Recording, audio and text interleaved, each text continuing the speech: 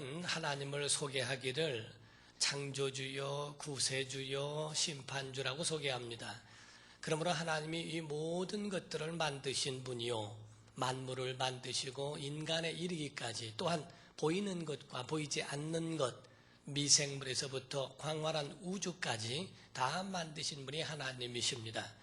또 그 가운데 하나님과 함께 있을 때 복을 누리게 하시고 그 은혜 가운데 있게 하셨는데, 그런데 또 하나님을 멀리하고 타락함으로 인하여 하나님과 떨어져 영원히 속죄받지 못할 운명적 영원한 형벌 가운데 들어가야 할 그러한 인간이 되었습니다.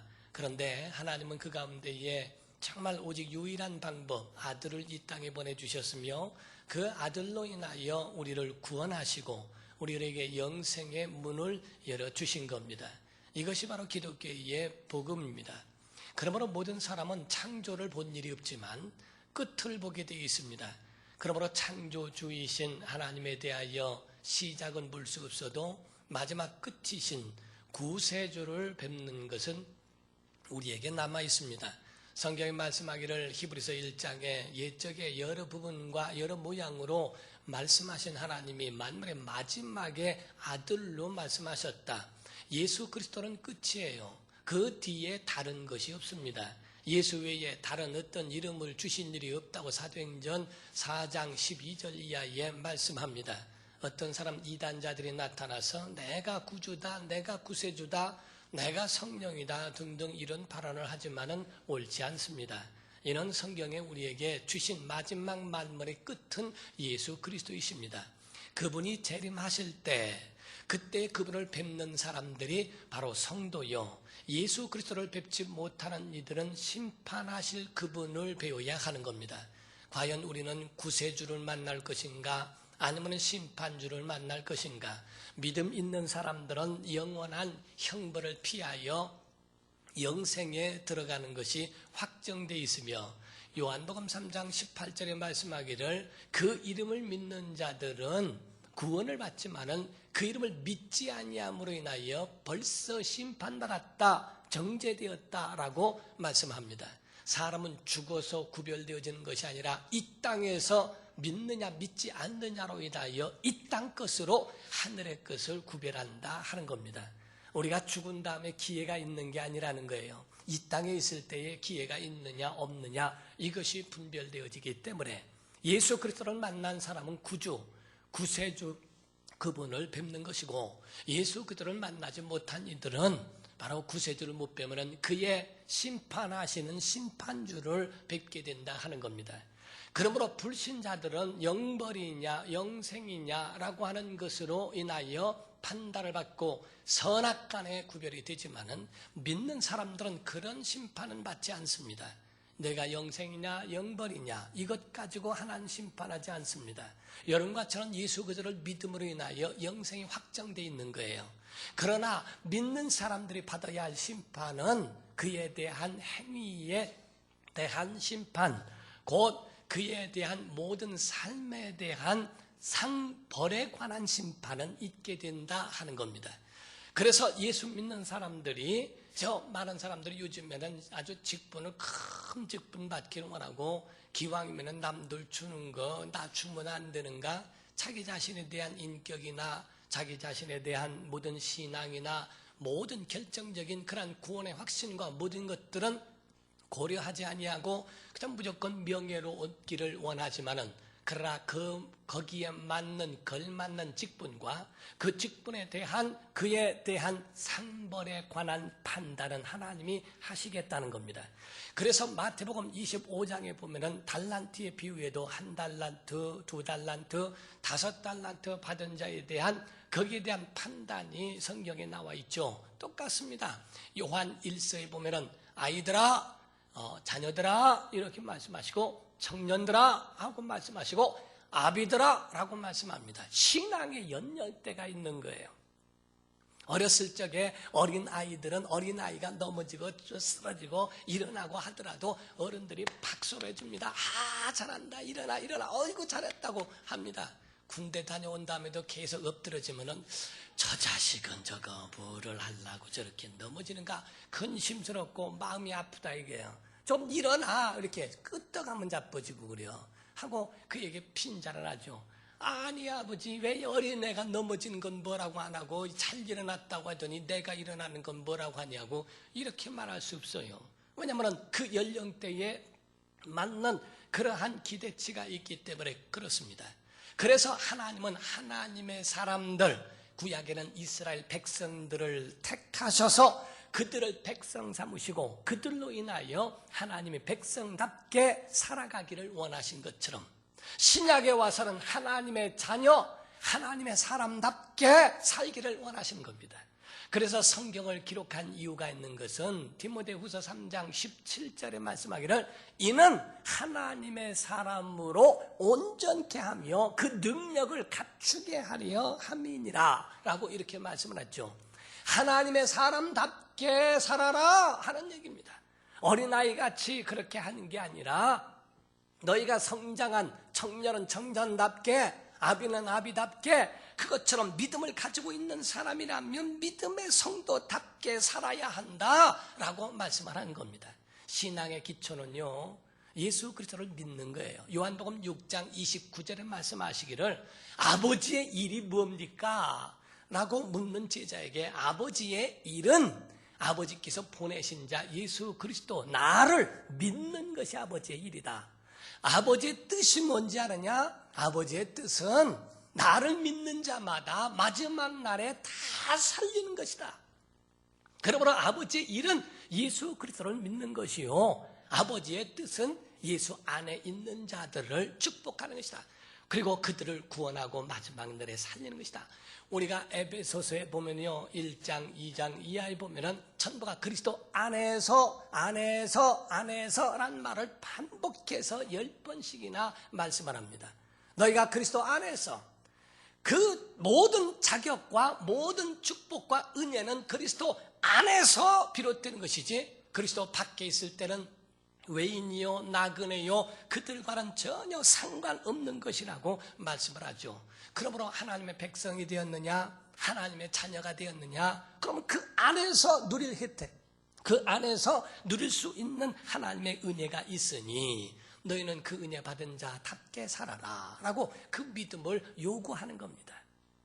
사랑하는 성도 여러분, 우리가요 직분에 맞는 그러한 것을 우리가 자기의 모든 행동, 그에 대하여 하나님 앞에 갔을 때 그때 거기서 하나님은 거기에 대해서 구별하시고 거기에 대해서 상과 벌을 주신다고 하는 그것을 깨닫고 우리는 무엇을 하든지 정말 힘을 다해서 자기 자신에 대한 하나님 앞에 설 것을 위하여 자기 자신을 준비해 가야 한다 이 말이에요. 그러므로 성경은 우리에게 말씀을 합니다. 우리가 하나님의 명령 가운데에 데살로니가전서 5장 16절부터 18절의 말씀, 여러분의 가정에도 액자에다도 잘 써놓죠. 항상 기뻐하라, 쉬지 말고 기도하라, 범사에 감사하라. 이는 너희를 향하신 그리스도 예수 안에서 너희를 향하신 하나님의 뜻이다. 하나님의 뜻대로 살아라. 기뻐할 수 없는 중에 기뻐하고, 시험 들어보면 기도가 막혀서 기도가 안 나옵니다. 그 중에 뚫고 나가 기도하고, 감사할 수 없는 중에 감사하라. 이게 믿음이다.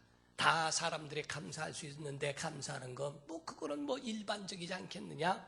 너희가 믿음을 가지면 달라져야지. 세상과는 달라서 정말 기뻐할 수 없는 중에 기뻐할 줄 알아야지. 기도할 수 없는 기도가 막혀도 하나님 능력 달라고 기도해야 일어나지. 모든 삶에 하나님이 감사할 조건이 있어서만이 하나님 앞에 감사가 아니라 감사할 수 없는 중에 감사해야 그 가운데 일어나지 하는 말씀이에요. 그러므로서 오늘 본문 말씀 시편 100편 1절부터 3절까지는 이 사람 시편 기자의 신앙 고백을 말하는 것이고, 4절과 5절은 감사에 대한 그 표현을 성경에 기록하고 있는 겁니다. 하나님은 복 주시길 원하는 걸 믿으시면 아멘 하세요. 하나님이 우리에게 복 주시길 원한다 이게요. 그러므로 1절에서 3절까지의 말씀, 왜 우리가 하나님 앞에 감사하고 예배해야 되느냐? 하나님이 우리를 만드셨으니까, 그리고 우리는 하나님의 것이니까, 하나님의 백성이니까, 그리고 하나님의 기르시는 양이니까, 하나님으로 살아야 할 존재니까 당연히 그래야 된다 하는 신앙에 대한 고백을 말합니다. 4절 5절에는 나아가 그 이름을 높이고 송축하고 그 이름을 찬양하라 라고 하는 말씀을 합니다. 어떤 사람에게 하나님이 은혜 주시는가? 감사하는 사람, 감사하는 자에게 은혜 주시고 하나님을 찬양하는 자에게 복을 주시고 그들에게 하나님 도움이 되시며 은혜 주신다. 성경에 다니엘서가 나오죠. 지난주에 말씀 전한 것처럼 다니엘서 6장 10절에 보면은 다니엘이 기도를 합니다. 그 기도하는 것 때문에 모함을 받아서 어느 시내에든지 어느 기한 때까지 만약에 기도하는 것이 보여진다면 그 사람을 사자굴에 넣는다고 하는 조항을 만들었어요.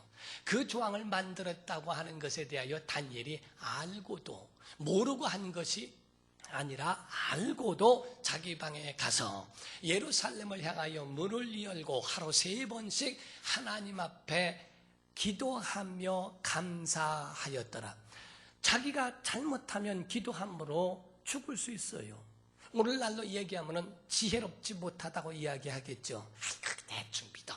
그렇게 지혜롭게 그렇게 무식하게 믿어서 미쳤다는 소리더라 해가면서 자기는 굉장히 지혜롭게 이렇게 저렇게 빠져나갈 궁리를 하겠죠. 그런데 성경은 다니엘에 대한 믿음을 굉장히 높이 평가해요. 그런 자기에 대한 부분의 모든 것을 놓고도 바로 자기는 위기 가운데 하나님 앞에 기도를 그치지 않았고 그리고 감사하였더라. 감사할 수 없는 그 중에도 감사했던 사람. 마태복음 26장 30절에는 예수께서 성찰을 하신 후에 감람산으로 가서 기도하시고 하는 모든 기도가 있죠. 그때에 성경은 말씀하기를 바로 하나님 앞에 예수께서 하나님 앞에 찬미하고 곧 찬송하고 감람산으로 가시더라. 잠시 후에는 붙잡혀 십자가를 지셔야 합니다. 그런데도 하나님 앞에 찬미하고 산으로 올라가셨다라고 하는 말씀을 합니다. 성경은 명령합니다. 골로새서 3장 15절에 감사하는 자가 되라. 16절 17절에도 너희가 하나님을 찬양하고 하나님 아버지께 감사하라. 에베소서 5장 4절에 말씀합니다. 너희는 어리석은 말을 하지 말고 하나님 앞에 오히려 감사하는 말을 하라. 감사에 대한 이야기를 계속적으로 증가하고 있습니다. 그렇게 말씀하고 권면하고 있어요. 이 시대가 어떤 시대인지 아십니까? 전쟁을 모르는 시대, 굶주림이 뭔지를 모르는 아이들, 은혜가 잃어버려졌다는 거예요. 은혜가 없다는 거예요. 그래서 부모의 은혜도 기억하지 아니하고 그리고 또한 스승의 은혜도 땅에 떨어져 버렸어. 자기에게 유익이 있거나 자기에게 어떤 조금 큰 어떤 감동이 없으면 선생님으로 취급을 하지 않고, 아니 어떤 부모는 안 기릅니까? 어떤 부모는 그렇게 안 합니까? 하고 부모에 대한 지금까지 그렇게 길러준 부모의 은혜를 무시하고 그렇게 하는 이러한 시대에 오늘날 우리가 살고 있다는 거예요. 어떤 사람이요 골프를 하고 있는데 앞팀의 남자들이 이렇게 앉아서 있는데 비슷비슷한 게 형제 같아요. 그런데 골프를 앞에서 하는데 앞에서 그 팀들이 자꾸 안 나가네요. 아주 2시간째를 그냥 안 나가고 있더래요. 뒤에서 기다리다가 찾아가서 내기하는 거요? 아니요. 그런데 어쩌렇게 아주 진지하게 골프를 치는데 이렇게 진전이 없어? 그랬더니 우리 삼형제인데 여기서 지는 사람이 부모님 모시기로 했다는 게요.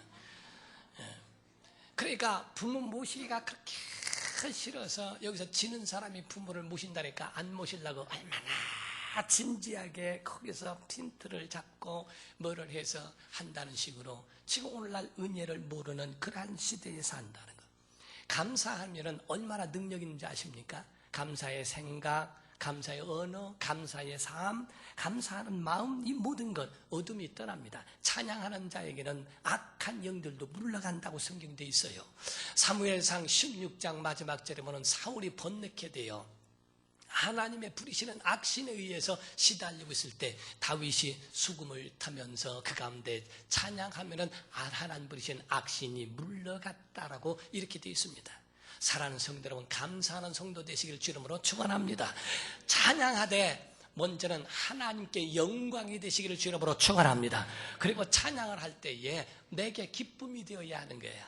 하나님께 영광이 되고 내게 기쁨이 되고 그리고 악한 원수에게는 두려움이 되어 물러갈 수 있도록 찬양을 하더라도 그 가운데 기쁨과 감사와 그 은혜가 그 찬양 안에 들어가 있어야 합니다.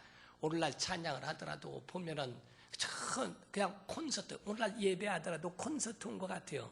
그냥 앞에서 있는 사람들이 자기들끼리 다 아는 거 구경만 하고 돌아가는 그런 것이 아니라 내가 예배 가운데 참여해야 됩니다.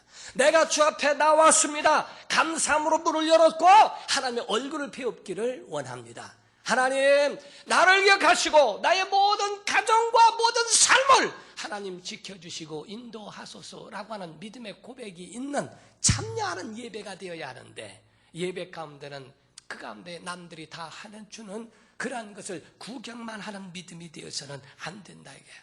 찬양을 해도 입을 넓게 열고 하나님이 들으실 수 있도록, 그래서 하나님께 영광이 되어지고 내 안에 찬양함으로 기쁨이 되어지고, 찬송가에는 나쁜 것이 없어요. 정말 찬송가에는 소망이 들어있어요. 찬송가에는 능력이 들어있어요. 찬송하면 힘을 얻게 되어 있습니다. 하나님의 영광을 받으시니 얼마나 기쁘시며 그렇게 하나님을 찬양하는 자들에게 은혜 주시지 않겠어요? 찬양은 우리 속에 정말 있어야 할 굉장히 중요한 것입니다.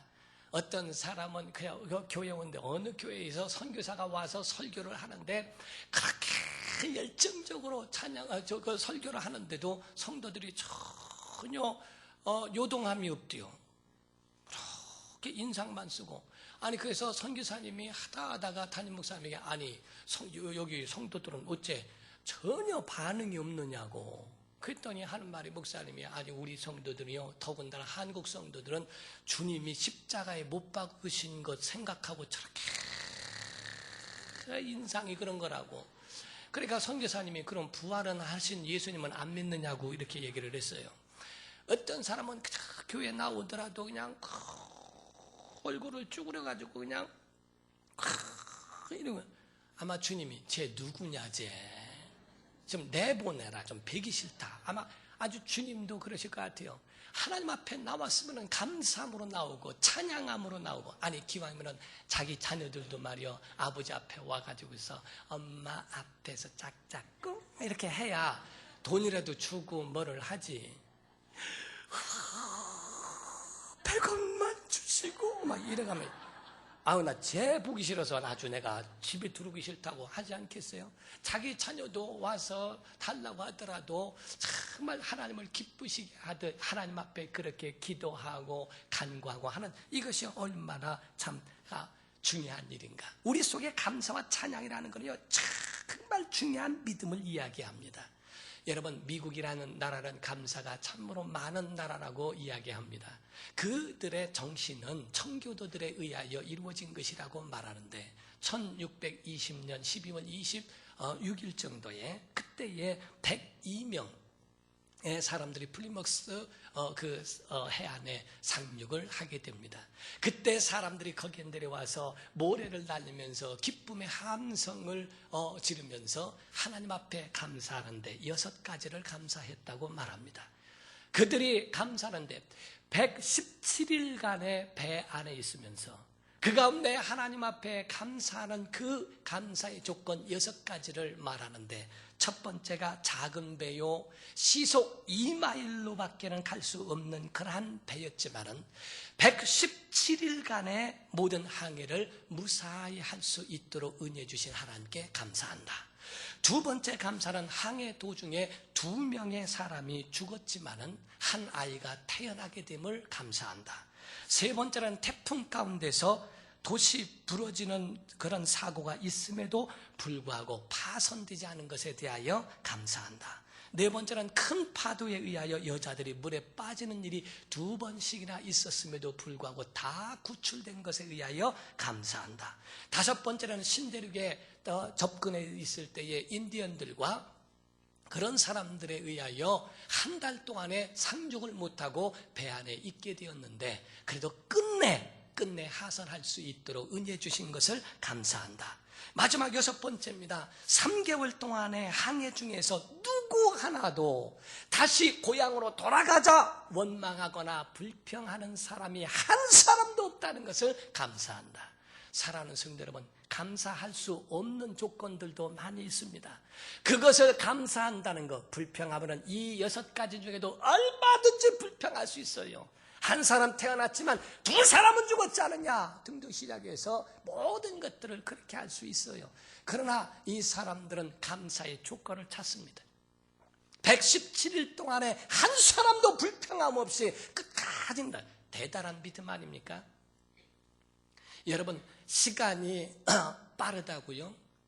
117일 동안에, 그것도 200일이 될지 300일이 될지 모르는 그러한 가운데에 그들이 배 안에서만 있는다고 한번 생각해 보세요. 시간이 빠른 분들은 금식 한번 해보세요. 하루가 1000년 같습니다. 제가 40일 금식을 들어갔던 사람입니다. 2000년도에 성도들에게 아주 선포까지 했어요. 사랑하는 성도 여러분, 제가 40일 금식에 대해서 하나님 앞에 기도하다가 너무 감동을 받아서 이걸 어쩔 수 없이 들어가야 됩니다. 여러분 기도해 주세요. 그랬더니 그 중에는 성도들이 와서 저한테 금식하면 안 됩니다. 목사님 같은 분들이 전부가 실명당했고 죽고 막 협박을 하는데 말이요. 얼마나 그냥 마음에 죽습니다. 어떤 사람은 식물인간 됩니다. 40%도 안 되는 사람들이, 많은 사람들이 그 가운데 60% 이상이 실패하고 성공한 사람들은 40%도 안 된답니다. 하면서 이야기하는데 속으로 사탄아 물러가라 이렇게 하고 제가 40일 금식 들어가서 일주일 만에 나온 사람이에요. 거기서 가는데요, 주일날 지나서 월요일날 월요일부터 시작을 한다고 했더니 불쌍하다고 저한테 피자 2판을 사줘가지고 피자 2판 먹고 체해가지고 말이요. 얼마나. 그런데 체한 게 난 감사했던 것이 체한 게 3일 가더라고요. 그게 배가 안 고파. 감사해요. 체해가지고 3일 지나니까 다 소용없습니다. 앞이 안 보이고 뼈마디가 아프고 하는데 4일 지나고 5일 지나서 6일째 때 간다고 그랬어요. 주여 내려가겠사오니.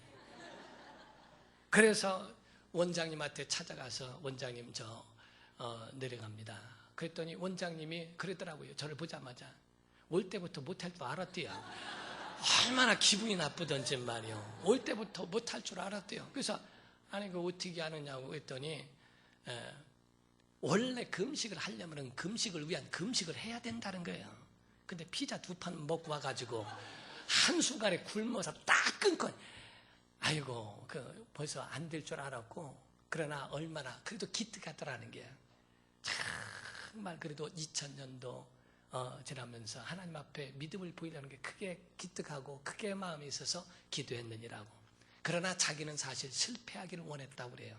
젊은 사람이 그 40일 금식에서 그걸 하고 난 다음에는 교만해진 사람들도 많이 봤고 그렇기 때문에 하나님 앞에 다시 한번 겸손하고 그렇게 했으면 좋겠다 하는 마음을 가졌다고. 그래서 감사하다고. 내가 또 다음에 하나님 감동 주실 때 오겠느니라고 한 게 12년이요. 사랑하는 성도 여러분, 우리에게는요 모든 것에 대하여 저는 그때의 하루가 어떻게 시간이 안 가는. 여러분 40일 금식이라는 것도 한번 3일 해보신다고 해보세요. 어떤 분이 제가 5일 6일밖에 못했다고 했더니 아이고 그것만 했습니까 하면서 막 웃더니 자기 3일 할 때는 그냥 누웠대요. 그냥 일어나지도 못하고 거기서 해결을 얼마나 했는지 5일도 대단합니다. 저만 보면은 그런 분들도 있어요. 사랑하는 성도 여러분, 우리에게는 감사. 이 모든 것이 하나님의 은혜예요. 미국이란 나라가 100년 전에는 그들의 통계적으로 소원이 약 16가지였다고 합니다. 그런데 지금 100년 후인 지금 현재로는 그들에게 소원이 96가지가 넘는답니다. 그때보다 더 엄청나게 많이 잘 살고 다 잘 사는 그런 입장에 있어도 불평과 원망은 더 많아진다는 것이 이 세상이라고 말합니다. 바네트 깁슨이라는 사람은 그럽니다. 제발 부탁인데 다른 공부를 먼저 하지 말고 감사하는 법부터 가르쳐라. 부모의 은혜에 감사하고 그 모든 것 하나님께 감사하는 사람들은 부모의 은혜를 잊지 않습니다. 정말 하나님이 우리에게 주신 은혜에 대하여 절대로 잊지 않도록 감사하는 법을 가르쳐라. 우리가 밥을 먹더라도 그저 숟갈 먼저 올려가는 것이 아니라 자기 입으로 들어가는 것이 먼저가 아니라 하나님 앞에 주신 은혜에 감사하고 하나님 우리에게 주신 음식을 주시니 감사합니다. 식사부터가 먼저냐 아니면 기도부터가 먼저인가? 우리가 1948년 10월 달에 보면 여순 반란 사건이 일어났었습니다. 그때의 유명한 손양원 목사님이라는 분이 계셨죠. 그때의 25살의 아들과 19살의 아들이 공산주의자에 의하여 죽음을 당합니다. 그때의 그 죽음을 당한 후에 그 목사님이 아이들을 놓고 장례식을 치를 때에 그때 하나님 앞에 기도문을 이야기했는데 그때 9가지의 감사의 고백을 했습니다. 그 내용은 거의 똑같습니다. 그런데 조금 다른 것은 첫 번째, 순교의 자식을 주심을 감사합니다. 두 번째는 성도 중에 이러한 보배를 내 아들이 되게 하시니 감사합니다. 세 번째는 삼남 삼녀 중에 장자와 차자를 동시에 바치게 하시니 감사합니다. 네 번째는 한 아들도 귀한데 두 아들이나 순교하게 하시니 감사합니다. 다섯 번째는 예수 믿다 병들어 죽어도 감사할 텐데 전도하다가 총살당해 죽었으니 감사합니다. 여섯 번째는 미국 갈 준비를 했었는데 미국보다 더 좋은 천국에 갔으니 감사하고, 일곱 번째는 두 아들을 죽인 원수를 내 아들 삼게 하는 마음을 주시니 감사하고, 여덟 번째는 순교 열매로 인하여 천국 아들들이 많이 생길 것에 의하여 감사하고, 아홉 번째로는 8가지의 모든 감사할 수 있는 그러한 마음과 믿음을 내게 역경 가운데 주시니 감사합니다. 감사할 수 있는, 자기 아들 둘을 잃고 난 그 가운데도 감사. 물론 가족들에게는 받아들일 만한 믿음이 없고 용기가 없고 힘이 없어서 그래서 받아들이지 못하는 가족들에게는 상처가 되었지만은, 그러나 이와 같이 아버지의 그 목사님의 그 모든 그 마음으로 하나님의 마음으로 나아가 감사함으로 하나님 앞에 나갔다는 것, 이것이 바로 믿음이라고 말합니다. 사랑하는 성도 여러분, 아멘 합시다. 정말 감사하시기를 주 이름으로 축원합니다. 여러분을 지으신 일을 감사하시기를 예수 이름으로 축원합니다. 기독교에는 4가지 큰 절기가 있습니다. 맥주감사, 추수감사는 나를 지으신 창조주 앞에 감사하는 겁니다. 그리고 2가지 성탄절과 부활주일은 우리를 구원하신 이에게 감사하는 겁니다. 우린 그 하나님을 찬양하시기를 예수 이름으로 축원합니다.